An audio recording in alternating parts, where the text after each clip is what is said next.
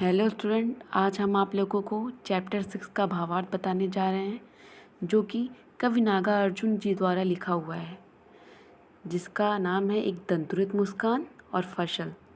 आइए एक दंतुरित मुस्कान देखते हैं। इस कविता में कवि एक छोटे बच्चे से मिलते हैं और उसके एक दंतुरित मुस्कान अर्थात वो जो छोटे छोटे अपने दांत लेके हंस रहा है, मुस्कुरा रहा है, उसका वर्णन कर रहे हैं। आगे कवि कह रहे हैं, तुम्हारी यह दंतुरित मुस्कान मृतक में भी जान डाल देगी जान। कवि इसमें बच्चे को संबोधित करते हुए कहते हैं कि ये जो तुम्हारी दंतुरित मुस्कान है, ये एक मृतक में भी जान डाल देगी। तुम्हारी इस मुस्कान को देखकर एक मृतक व्यक्ति भी उठ खड़ा हो जाएगा।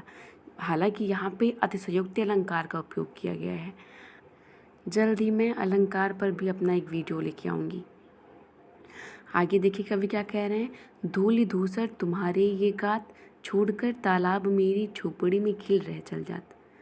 तुम जो ये धूल मिट्टी में खेल करके आए हो, इससे तुम्हारा शरीर पूरा मिट्टी से ढक गया है। हर जगह मिट्टी दिख रहा है। ऐसा इस मिट्टी को देख के ऐसा प्रतीत हो रहा है मानो तालाब से कमल निकल कर आकर वहाँ से कमल आके मेरी झोपड़ी में आ गया हो। अर्थात कवि कहना चाह रहे हैं कि तुम्हारी इस मिट्टी युक्त शरीर को देख करके ऐसा प्रतीत हो रहा है मानो कमल तालाब से निकलकर मेरी झोपड़ी में आ गया हो। परस पाकर तुम्हारा ही प्राण पिघल कर जल बन गया होगा कठिन पाषाण। कवि फिर से बच्चे को संबोधित करते हुए कहते हैं कि तुम इतने प्रिय लग रहे हो मानो कि अगर तुम कठिन पाषाण को, मतलब कि एक पत्थर को भी अपने हाथों से स्पर्श कर दो तो वो भी पिघल कर जल बन जाए। आइए फिर से एक बार इसका अर्थ देख लेते हैं। तो प्रस्तुत पंक्तियों में कवि ने एक दांत निकलते बच्चे की मधुर मुस्कान का मन मोह लेने वाला वर्णन किया है। कवि के अनुसार एक बच्चे की मुस्कान मृत आदमी को भी जिंदा कर सकती है। अर्थात कोई उदास एवं निराश आदमी भी अपना गम भूलकर मुस्कुराने लगे। बच्चे घर के आंगन में खेलते वक्त खुद को गंदा कर लेते हैं, धूल से सन जाते हैं, उनके गालों पर भी धूल लग जाता है। कवि को यह दृश्य देखकर ऐसा लगता है मानो किसी तालाब से चलकर कमल का फूल उनकी झोपड़ी में खिला हो। कवि को ऐसा प्रतीत हो रहा है कि अगर यह बालक किसी पत्थर को छू ले तो वह भी पिघलकर जल बन जाएगा और बहने लगेगा। छू गया तुमसे कि झरने लग पड़े सेफलिका के फूल बास था कि।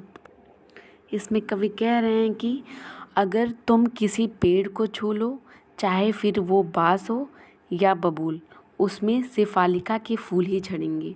शेफालिका का फूल एक लाल रंग का फूल होता है जो कि बहुत नाजुक होता है। आगे कवि कह रहे हैं, तुम मुझे पाए नहीं पहचान, देखते ही रहोगे अनिमेष।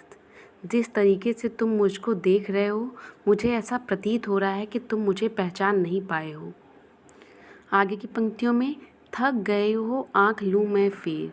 जो तुम कवि कह रहे हैं कि जो हे बच्चे, जिस तरीके से तुम मुझको देख रहे हो ऐसा लग रहा है कि तुम मुझको पहचान नहीं रहे हो। इसीलिए लगातार देखने की वजह से तुम थक जाओगे, तुम अपनी नज़रें तो हटाओगे नहीं। इससे अच्छा मैं ही अपनी आँखें तुमसे फेर लूँ, तुम्हारी तरफ से हटा लूँ। फिर आगे देखिए कवि क्या कह रहे हैं, क्या हुआ यदि हो सके परिचित न पहली बार। कवि कहते हैं कि इससे कोई फ़र्क नहीं पड़ता यदि हम लोग पहली बार में एक दूसरे से परिचित ना हो पाएँ, इस बात की तुम चिंता मत करो। आगे देखिए, यदि तुम्हारी माँ न माध्यम बनी होती आज, मैं न सकता देख मैं न पाता जान। तुम्हारी यह दंतुरित मुस्कान। जैसा कि बच्चे का जन्म एक माँ से ही होता है, तो कवि कह रहे हैं कि यदि तुम्हारी माँ माध्यम ना बनती, अर्थात तुमको जन्म ना देती, तो मैं तुम्हारी इस दंतुरित मुस्कान को ना ही देख पाता और ना ही जान पाता। आइए एक बार फिर से इसका अर्थ देख लेते हैं। बच्चा जब पहली बार कवि को देखता है तो वह उसे पहचान नहीं पाता है और कवि को एक तक बिना पलक झपकाए देखने लगता है। कुछ समय तक देखने के पश्चात कवि कहते हैं कि क्या तुम मुझे पहचान नहीं पाए हो? कितनी देर तुम इस प्रकार बिना पलक झपकाए एक टक मुझको देखते रहोगे? कहीं तुम थक तो नहीं गए हो? मुझे इस तरह देखते देखते अगर तुम थक गए हो तो मैं अपनी आँख फेर लेता हूँ, फिर तुम आराम कर सकते हो। आगे फिर कवि कहते हैं, अगर हम इस मुलाकात में एक दूसरे को पहचान नहीं पाए तो कोई बात नहीं, तुम्हारी माँ हमें मिला देगी और फिर मैं तुम्हें जी भर देख सकता हूँ, तुम्हारे मुखमंडल को निहार सकता हूँ, तुम्हारे दंतुरित मुस्कान का आनंद ले सकता हूँ। आगे कवि कहते हैं, धन्य तुम माँ भी तुम्हारी धन्य, तुम्हारी माँ भी धन्य है और तुम भी धन्य हो जो मेरे जीवन में इतनी सारी खुशियाँ ला दी। चिर प्रवासी मैं इधर मैं अन्य, इस अतिथि से प्रिय तुम्हारा क्या रहा संपर्क। कवि कह रहे हैं, मैं तो चिर प्रवासी की तरह हूँ, मैं तो इधर उधर घूमता रहता हूँ, तुम्हारे सामने तो मैं एक अतिथि के समान आया हूँ। जैसे अतिथि कुछ दिनों के लिए आते हैं फिर चले जाते हैं, उसी की तरह कभी भी स्वयं को अतिथि बोल रहे हैं। उंगलियां माँ की कराती रही हैं मधुपर्क।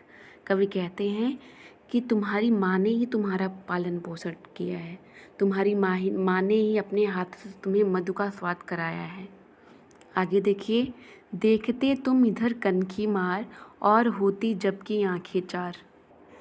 कवि कहते हैं कि जब बच्चा कनखी मारकर अर्थात अपनी टेढ़ी नज़रों से मेरी तरफ देखता है, तो जब मेरी नज़रें उससे मिल जाती हैं तब तुम्हारी दंतुरित मुस्कान मुझे लगती बड़ी ही छविमान। तो कवि कह रहे हैं कि जब वो बच्चा मुझको देखता है और मेरी आंखें उससे मिल जाती हैं तो उसकी वो जो दंतुरित मुस्कान है मुझे बड़ी ही प्रिय लगती हैं, बड़ी ही छविमान लगती। आइए एक बार फिर से इसका अर्थ देख लेते हैं। इन पंक्तियों से ऐसा प्रतीत हो रहा है कि जैसे कवि अपने पुत्र के बारे में बता रहे हैं। कवि अपने पुत्र के बारे में बता रहे हैं कि उनके पुत्र का नया नया दांत निकलना शुरू हो गया है। कवि बहुत दिनों बाद अपने घर वापस लौटे हैं, इसलिए उनके पुत्र उसे पहचान नहीं पा रहे हैं।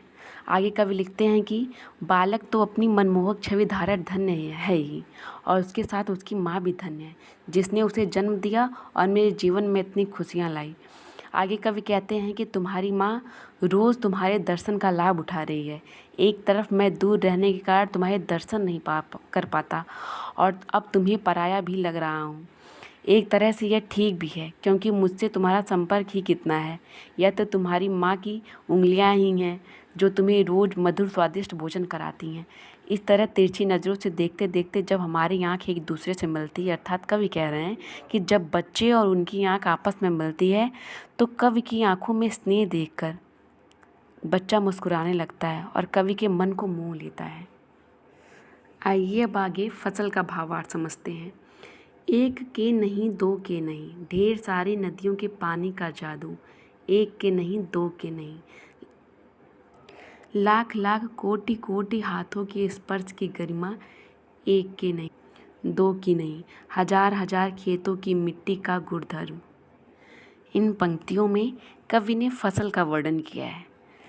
कवि यह बताने का प्रयास कर रहे हैं कि फसल किसी एक व्यक्ति के परिश्रम या फिर केवल जल या मिट्टी से नहीं उगती है, इसके लिए बहुत अनुकूल वातावरण की ज़रूरत होती है। इसी के बारे में आगे लिखते हुए कवि ने कहा है कि एक नहीं दो नहीं, लाखों लाख नदी के पानी से मिलने से यह फसल पैदा होती है। किसी एक नदी के पानी से यह फसल नहीं पैदा होती।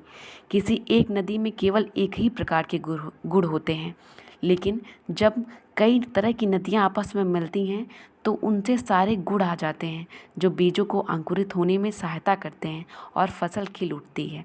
ठीक उसी प्रकार केवल एक या दो नहीं बल्कि हजारों लाखों लोगों की मेहनत और पसीने से यह धरती उपजाऊ बनती है और उसमें बोए गए बीज अंकुरित होते हैं। खेतों में केवल एक की खेत की मिट्टी नहीं बल्कि कई खेतों की मिट्टी मिलती है, तब जाकर ये खेत उपजाऊ बनते हैं। आगे देखिए, फसल क्या है और तो कुछ नहीं है वह, नदियों के पानी का जादू है वह, हाथों के स्पर्श की महिमा है, भूरी काली संदली मिट्टी का गुणधर्म है, रूपांतरण है सूरज की किरणों का, सिमटा हुआ संकोच है हवा की थिरकन का। आगे कवि बता रहे हैं कि जिस फसल को हम किसी अनाज या सब्जी या फल के रूप में देखते हैं वह और कुछ नहीं बल्कि नदियों के पानी का जादू है, वह हाथों के स्पर्श की महिमा है, वह कई प्रकार की मिट्टी का गुणधर्म अपने में सजोए हुए हैं, वह सूरज की किरणों का रूपांतरण है। आपने जीव विज्ञान के पाठ में पढ़ा होगा कि जिस तरह सूरज की किरणों की ऊर्जा अपना रूप बदलकर पादपों में भोजन के रूप में जमा हो जाती है, कवि को यह भी लगता है कि फसल में हवा की थिरकन का यह सिमटा हुआ संकोच से भी भरा हुआ है। आइए फिर से एक बार इसका अर्थ देख लेते हैं। जिस फसल को हम किसी अनाज या सब्जी के रूप में देखते हैं, वह और कुछ नहीं बल्कि नदियों के पानी का जादू है। वह हाथों के स्पर्श की महिमा है। वह कई प्रकार की मिट्टी का गुणधर्म है जो वो अपने में सजो हुए हैं। वह सूरज की किरणों का रूपांतर है। कवि को यह भी लगता है कि फसल में हवा की थिरकन का सिमटा हुआ संकोच भी भरा हुआ है। फसल के तैयार होने में कई शक्तियों और अवयवों का योगदान होता है।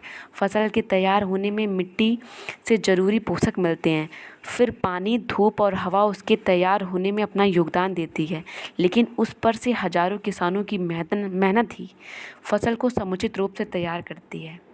अर्थात कवि कहना चाहते हैं कि किसी एक की मेहनत से फसल तैयार नहीं होती, इसमें हजारों हाथों की आवश्यकता होती है। इस तरीके से हमारा ये भावार्थ खत्म होता है। धन्यवाद।